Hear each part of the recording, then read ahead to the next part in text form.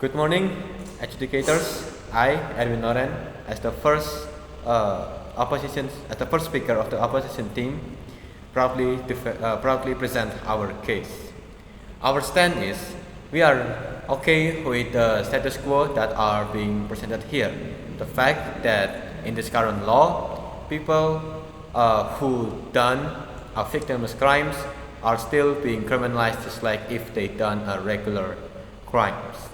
First, I would like to address the lack of opponent's argument in the first speaker of the proposition team. The proposition team stated that no individual should have been harmed. No individuals were harmed from victimless arguments. I would actually argue that this is wrong because by harming, it does not always means that somebody is getting killed or robbed or etc.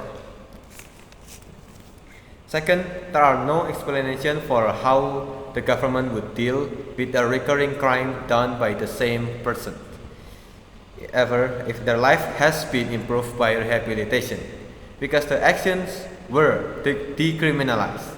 It would only incentivize people to do the same thing again and again and again. There is also no explanation on what to do with the financial destruction that are caused by gambling addictions, which is one of the stated victimless crimes in this debate. And third, the proposition team is inconsistent by what they mean as the victimless crimes that affects the way society runs. If drug dealers are a part of this group, then prostitution must be the same because it has the potential to destroy a family or a relationship. And also, the consequences that can be caused by a gambling addiction, which is like a financial destruction, bankruptcy, etc. First, alright, now I would like to refute the proposition team argument.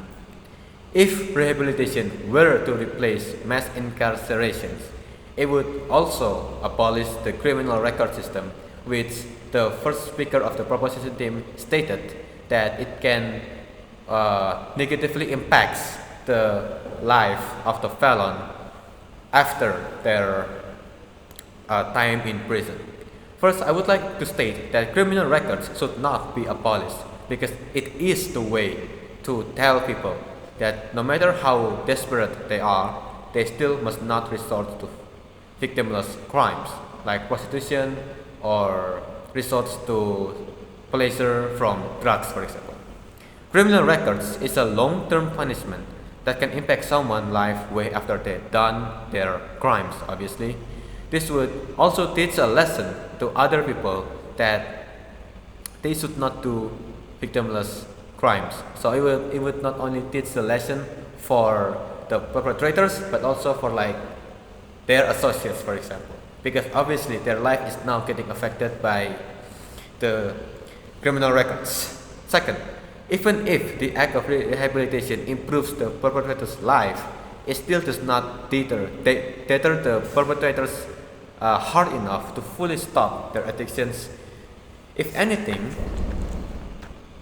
it would incentivize them to misuse the help that are given from rehabilitation to the perpetrators, because now these people think that if I do these crimes, I would not be punished severely, but instead I'm actually getting help.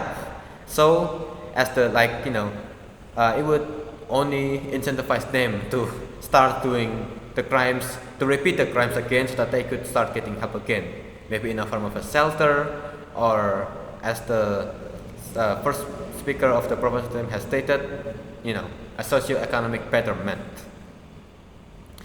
Second, with rehabilitations, these perpetrators would start to disrespect the law itself, which means they would they would disrespect the law and does not have any kind of punishment affected by them or feel by them. Alright, now we are going to go with the argument. I will argue that the status quo is fine because by criminalizing victimless crimes, it would also create a harsher deterrence that prevents people from doing the victimless crimes. They would fear the punishment, that the consequences of the victimless crimes, and by making the punishment for victimless crimes a harsh deterrence, it would make that there aren't a waste of resources, which would be if it allocated to a lukewarm punishment like rehabilitation, burden of proof.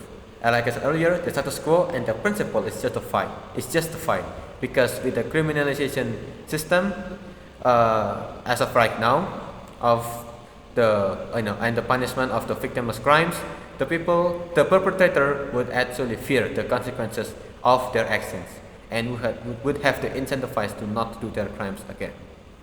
Alright, now, as I have stated before, the status quo is justified.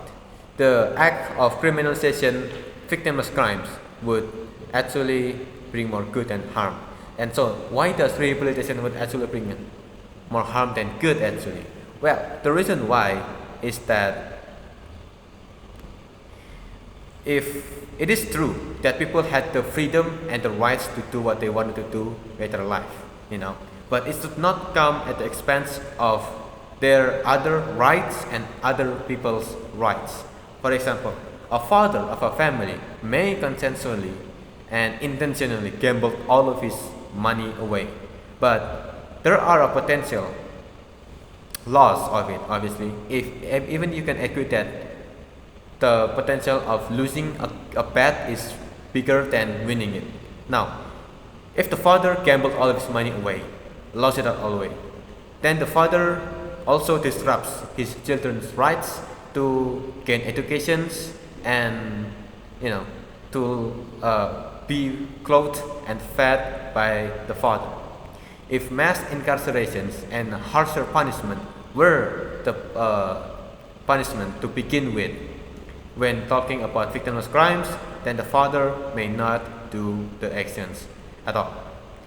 Because of that, I, as the first speaker of the opposition team, would likely oppose this motion.